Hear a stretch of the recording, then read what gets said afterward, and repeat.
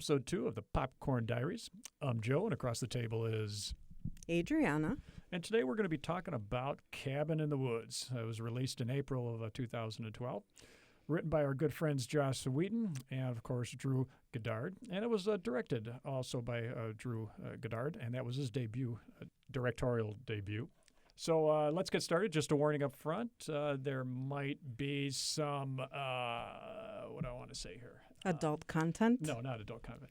There might be some spoiler alerts here. So, spoiler alerts. Yeah, definitely spoiler alert if you're going to listen to this about Cabin in the Woods, because we're going to talk about all kinds of things. So let's open it up, and let's just jump right into the good stuff. Adriana, what did you think about the story overall? The story overall was pretty good. I mean, it's very simple, which I like that they didn't, make it too complex because, this movie is very short. So it's basically some friends, 5 friends that are going out to this secluded cabin in the woods for a weekend.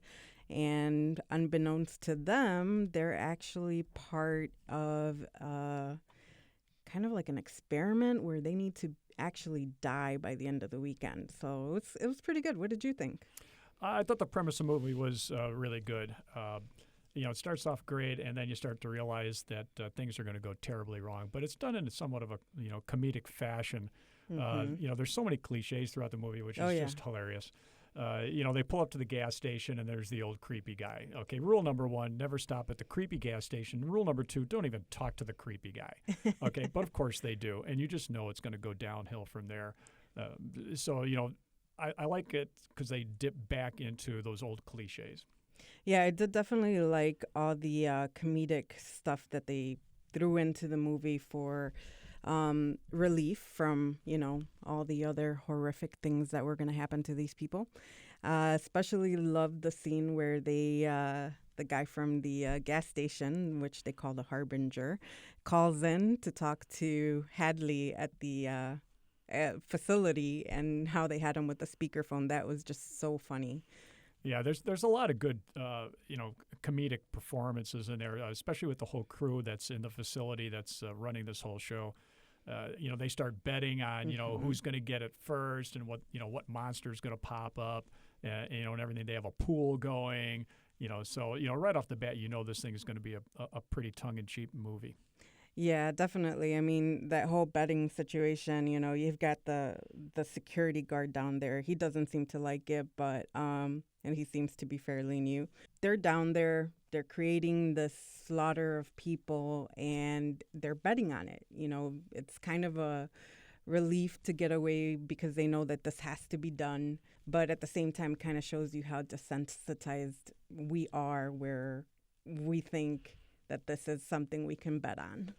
Yeah, another funny point in there is somewhere there in that control room, there's the one scene where, I don't know, it's the first or second person dies, and they have that true moment of kind of silence and respect. And you're asking yourself, really? You just got done betting on who's going to get it first, and then you have this, okay, everybody quiet, a moment of respect in that. So it's just hilarious stuff mixed in and about the whole movie as it goes along. But it wouldn't be a good discussion without talking about some of the special effects that were in this film.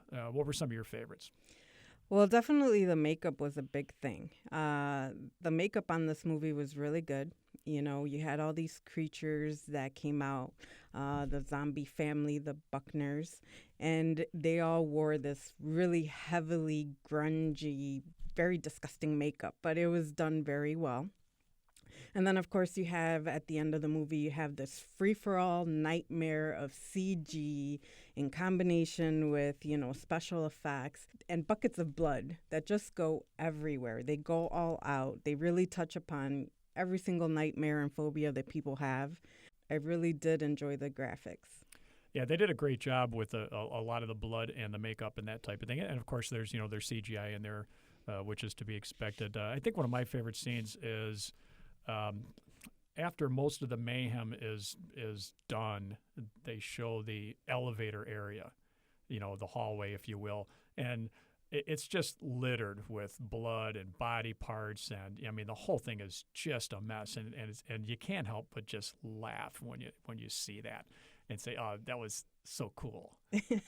Yeah, there's definitely that sense of amazement that all this carnage and chaos happened, and then all of a sudden, you hear the elevator ding, and you walk out Yep. and you see all this carnage and blood just up to the ceiling. It's horrific, but at the same time, it's intense and insane. Yeah. I think one of the best parts of that sequence, well, for me, that I personally enjoyed is when they were showing the security footage and like all the people in the facility are dying and you see all the monsters just taking over this facility and ripping people to shreds. Yeah, there's a lot of monsters that are introduced there as it gets towards the end of the movie when two of the characters escape down into the facility that's running this whole show. And, they're all in their little cubes and boxes everywhere like that. And you just, they show that one big giant pan shot of all the monsters locked up. And you just laugh because it looks like something out of, something went wrong, terribly wrong with like the Men in Black monsters or something like that. It's the ones they didn't want to show you. Yeah. And you just, you just shake your head. It's like, oh, come on. All these monsters are just waiting to be released. Right. And then you think about it and you're like, they're sitting in these little like glass containers.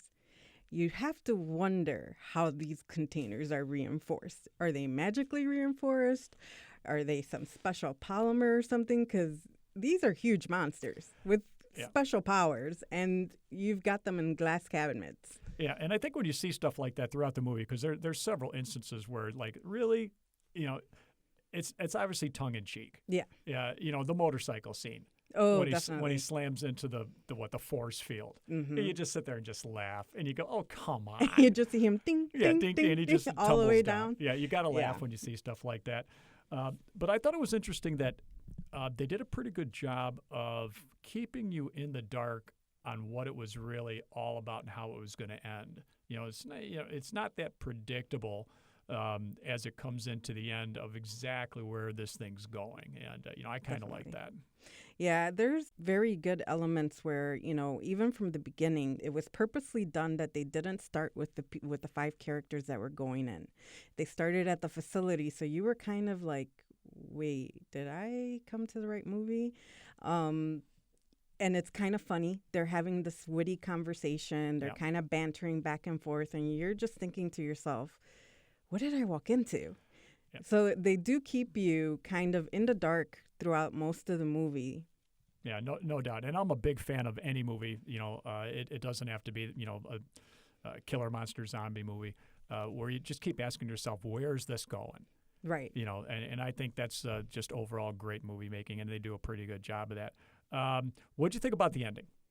Okay, this was a big thing for me. I actually really did like the ending. There's several reasons for that. For one, it's a horror movie. I expect that there's going to be blood and carnage and mayhem.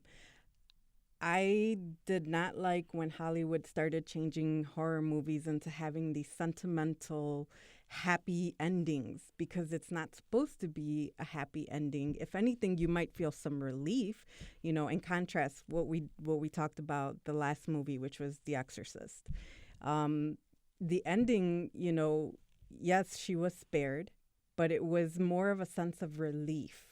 It wasn't the sentimental, happy moment. So I really enjoyed the fact that this movie just went all out dark. They decided, we're going to end the world.